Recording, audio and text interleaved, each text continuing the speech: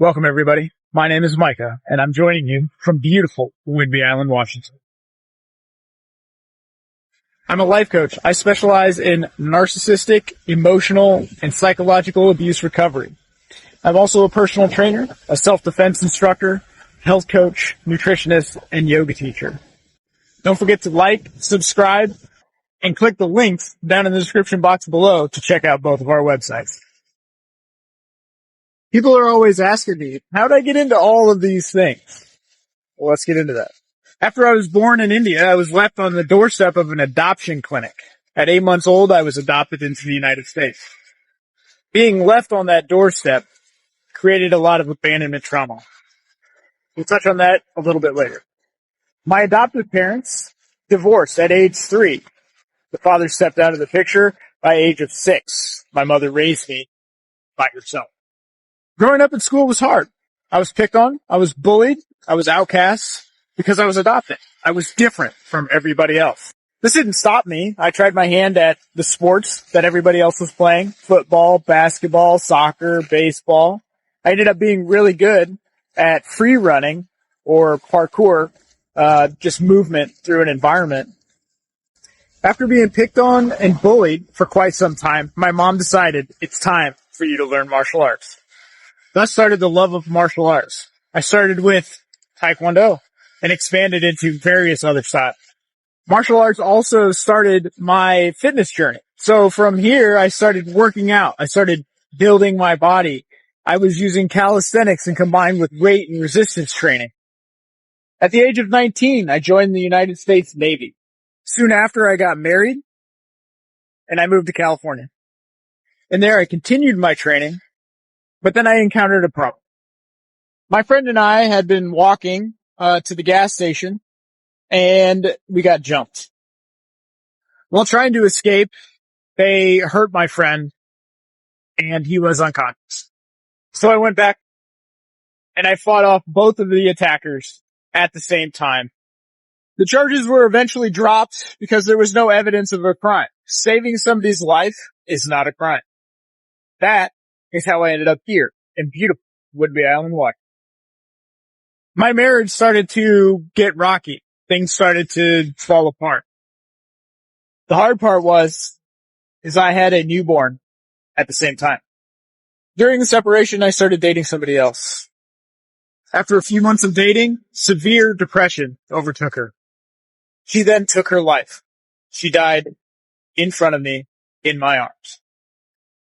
After healing from that traumatic event, I tried my hand at dating again. Little did I know that the people that I would be dating would cheat on me in succession. I didn't realize what was actually happening at the time. It wasn't until more recently that I figured it out. After a relationship of 3 years fell apart,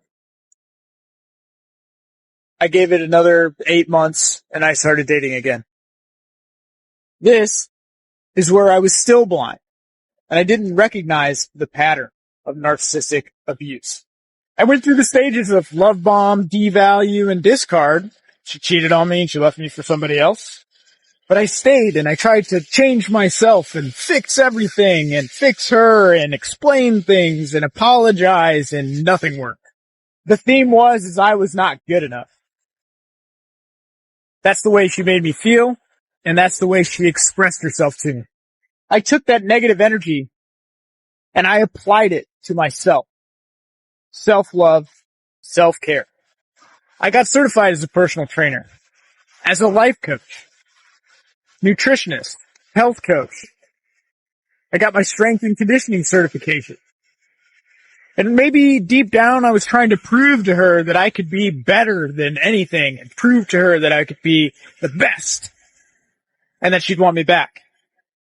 But eventually I set that aside and I said, wait a minute. I'm amazing and I can do this and I don't need that.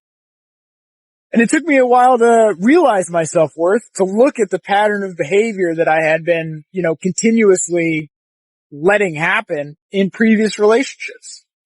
From there, I was on a mission to tell the truth and to expose the lie. After taking the time to heal, to introspect, to look at myself, and to figure out what I needed to do, I created a narc abuse recovery program. I operate a support group here in town for victims like myself, now survivor. I have many more life experiences, highly traumatic.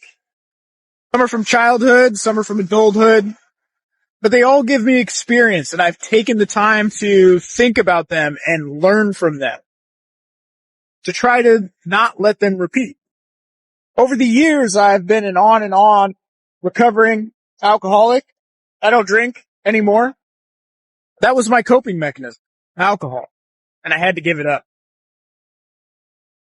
As a health coach and yoga practitioner and teacher, it's important to me to have a healthy body, a healthy life, and a healthy mind.